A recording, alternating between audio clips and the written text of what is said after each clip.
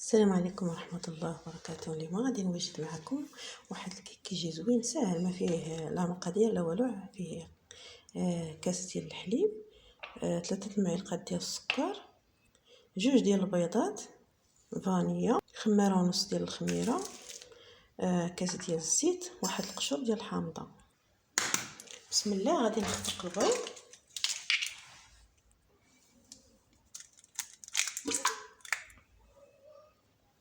هاد القشور ديال الحامضه انا غادي نديرهم في السكر ونخلطهم شويه ونضيفهم على البيض بهذه الطريقه باش هكا يطلقوا لي ديك النسمه ديالهم، باش هكا ما تجينيش ديك الكيك ديالي فيه الزفوره ديال البيض.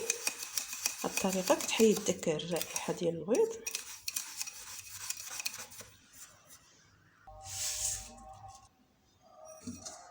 شويه الملحه.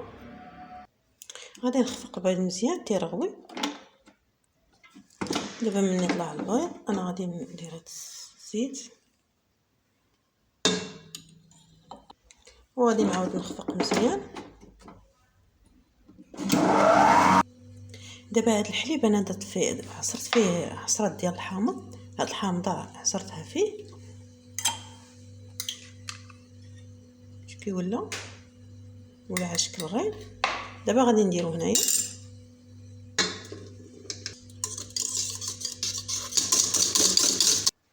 دابا غادي نبدا نزيد الدقيق على حسب الخليط ونخلط هكا باش ما يهبطش ليا داك البيض اللي خفقت.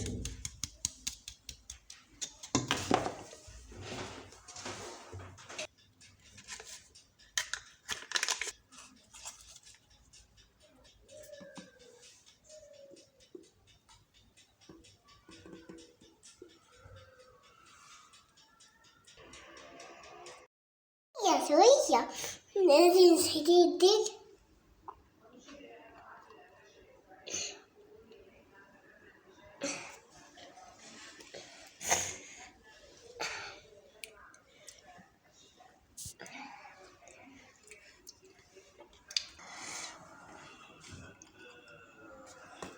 حسبيت نطيح.